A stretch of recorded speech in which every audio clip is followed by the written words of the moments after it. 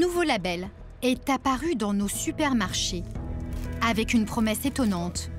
Il garantit 0 résidu de pesticides. Il serait donc plus bio que notre bio.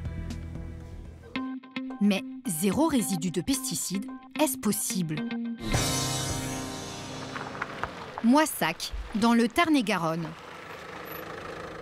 Derrière cette promesse, il y a cet homme à gauche avec les lunettes, Gilles Bertrandias. Il est directeur d'une coopérative de 3000 producteurs. Il y a un an, il a l'idée de cette 3e voie.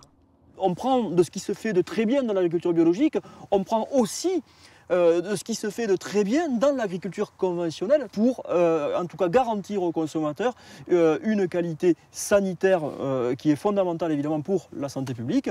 Son idée, c'est d'appliquer les bonnes pratiques de la bio au maximum, mais ne pas s'interdire d'utiliser certains pesticides, moitié moins cependant que l'agriculture conventionnelle, et seulement ceux dont la molécule se dégrade assez rapidement pour ne laisser aucune trace sur le fruit récolté.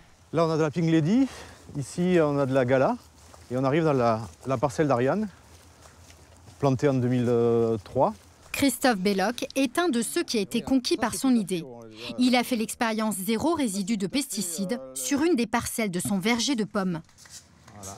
On a tous les produits en France, toutes les applications, que ce soit en bio ou pas, ont des délais avant récolte qui garantissent qu'une grande partie des résidus s'éliminent.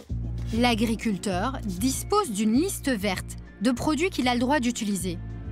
Une liste grise de substances chimiques qu'il doit utiliser le moins possible. Enfin, une liste noire de produits à bannir car ils persistent sur les fruits au-delà de la récolte.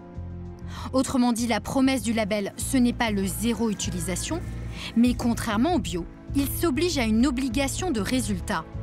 Et pour cela, il ne lésine pas sur les prélèvements. Ces pommes ont subi des tests avant la récolte, au moment de la récolte, et vont en subir tout au long du process qui va effectivement permettre de les conditionner et de les emballer avant que le consommateur les trouve. 500 molécules sont analysées par un laboratoire indépendant. Seul le résultat donne le feu vert à la mise sur le marché.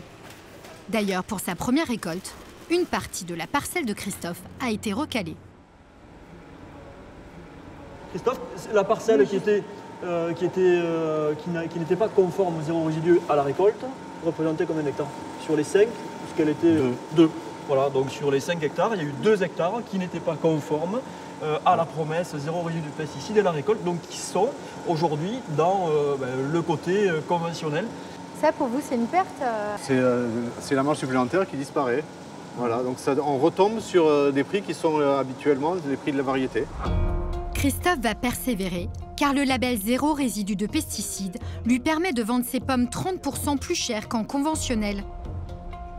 En magasin, l'offre est aussi intéressante pour le client. Elle est en moyenne 30 à 50% moins chère que le bio. 400 producteurs dans toute la France appliquent déjà cette démarche. Pourtant, personne ne sait aujourd'hui si les pesticides utilisés pendant la culture, même dégradés à la récolte, ont encore une incidence sur la santé.